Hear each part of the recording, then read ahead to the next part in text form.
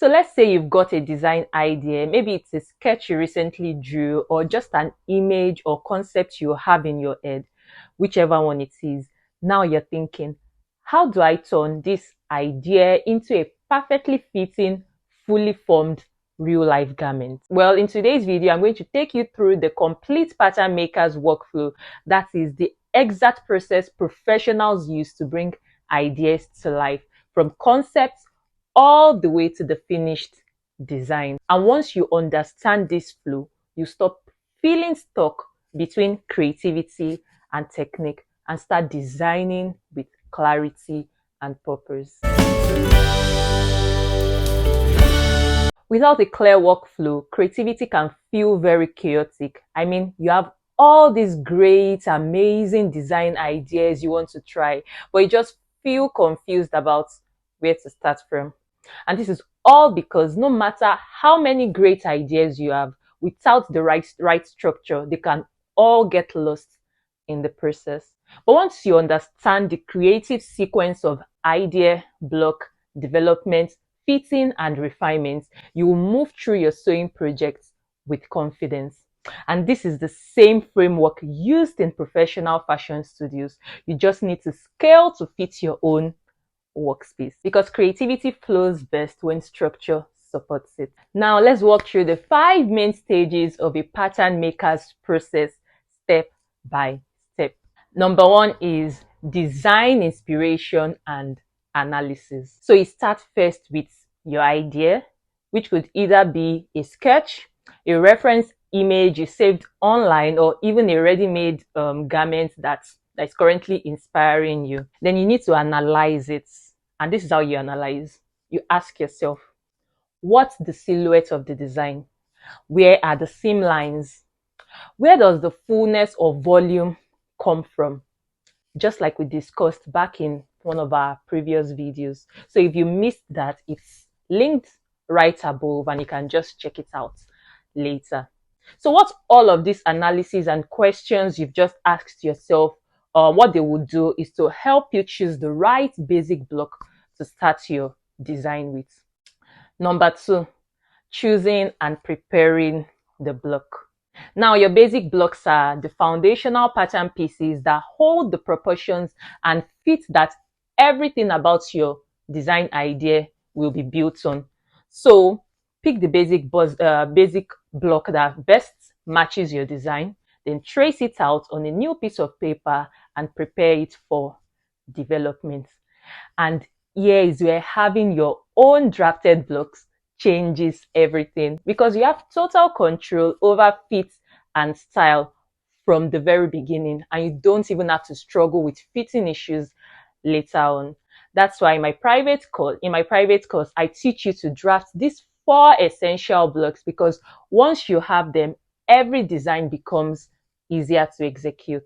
Number 3, pattern development and manipulation. Now this is where the fun begins and where creativity meets technique. So here you will use the tools you've learned throughout this video series, from that manipulation to slash and spread and style line development. So you use all of that to create your design details. So maybe your design needs you to maybe, let's say, move a dart, or maybe add a flare, or maybe reshape a neckline. This is where your flat pattern block starts transforming into something unique. And this is the heart of pattern cutting, where your ideas finally begin to take shape on paper. Number 4, mock-up, toil, and fitting. Guys, I know we are always in a rush to see what our final design will look like, but this stage is very important, so never skip it. A mock-up or toil is your test run. It's how you see how your 2D pattern behaves in 3D, just like we explained in my last video. You should really check out the whole video series later if you have missed any parts. So at this stage, you pin, you mark, and adjust. So maybe you notice that the neckline you've drafted in your pattern is not wide enough. Just take note of that, and everything else, from maybe of the balance of the fit, the ease you've added, and the proportion, because every fitting you do teaches use something new about the design. And this is where the real magic happens, where paper meets fabric and ideas meet reality. Number 5, refinement and final pattern. Now, once your toil or test run fits beautifully, it's time to finalize your pattern. So you readjust the pattern, you add some of the corrections you noticed in the previous stage, refine your seam allowances, and label your pieces clearly, including grain lines, notches, and cutting instruction.